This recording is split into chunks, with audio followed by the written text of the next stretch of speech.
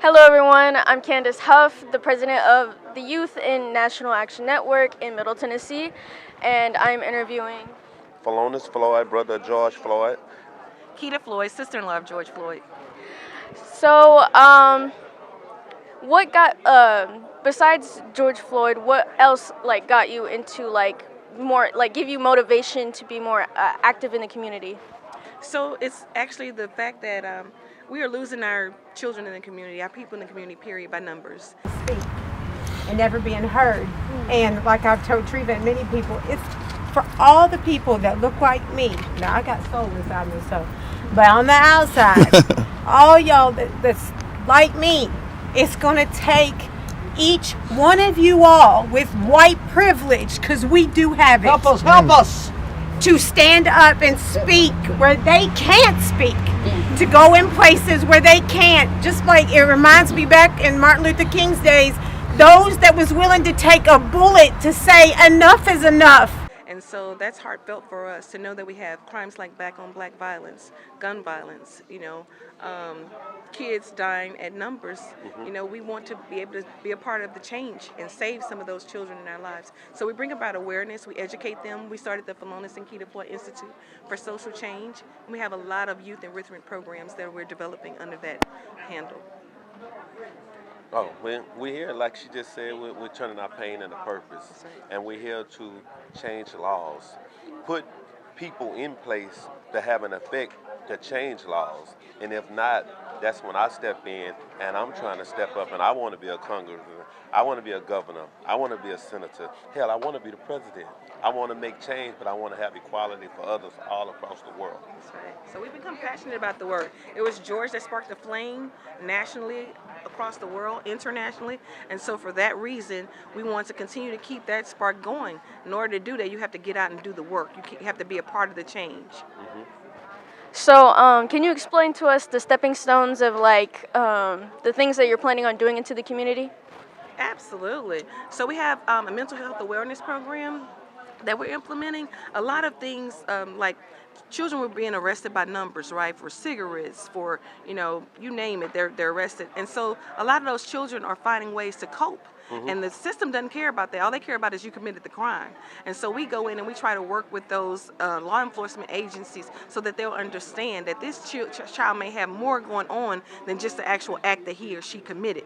And so we need to dig deeper. This baby may need some therapy going on versus just being slammed behind bars. And so those are that's my main project that we're working on, which is a part of criminal justice reform as well. And we're focusing on the same thing she said, the stepping stone. The stepping stone. So my biggest concern is every time I look about all the things and I see all these families here who came here and they're all fighting for accountability. Because when Ahmaud Arbery's mom said the same thing, a lot of people didn't get accountability. She said she got it, I got it. But a lot of these other families, they are still searching for it. Family members have been lost. They have empty seats at tables at home. They have family members mourning. People in their family who still don't understand what we have to do to show these people that we are not 3/5 of a human. We are human beings. We bleed the same way they bleed. We are the same generation of the last generation if you don't look at what's going on today. Because all the things that's happening, we are in slavery right now.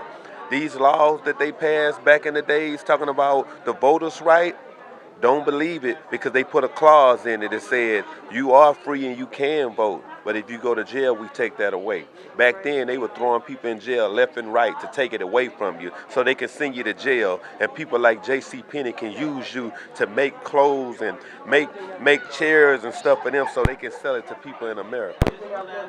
ALEC, all of these places, these private institutions that people don't know about, I'm trying to teach people about. We also have a criminal justice program, and one of the biggest highlights of that program is we speak for those that didn't have a video, to show the injustices of America. And so those are the voices that we try and lift in addition to others that are being, at the forefront. And finally, how do you feel about your goals? How do you think that throughout all of those things that you are doing in the community, how do you think it will affect how you feel and how others feel as soon as your goal is reached? I'm gonna tell you something. The goal can never be reached. All we can do is just keep going and going and going. Just like the young pastor said, we got to keep going up. We can't stop, because if you stop, you give them the chance to catch up. Right now, they think they're winning, but like he said earlier, we got to keep fighting. Let me tell you something. When Ahmaud Arbery, he was the charcoal. Breonna Taylor, she was the lighter fluid. George Floyd was the flame to set this world on fire. And we got to continue to keep it on fire, because we have to step up to the plate. Not just us, we're stronger in numbers. All of those people in there, we like ants on a mound. And look at those ants. They can lift up certain things. They can do things that a lot of people can't do because they got strength and they stick together and they protect their black queens. That's what us. We are extremely proud of the youth program here, because when our time has come and gone, we are definitely want to pass the torch to you guys so that you can continue this fight going forward. So we thank you for your work, and God bless you in your continued endeavors. And how do you feel about all of this? I feel like I have everything set up for me. Like, you know how they have a stage and you getting ready to do a play and they have the set already set up. That's how I feel. I feel like that the stage is already set up for all of us to stand up there and to start acting out what we're about to do in the community, especially when we get older, and just so we can make sure this world can change into a better place. You're amazing. Keep this one. We love you. I gotta get a picture with you. Okay. Keep going.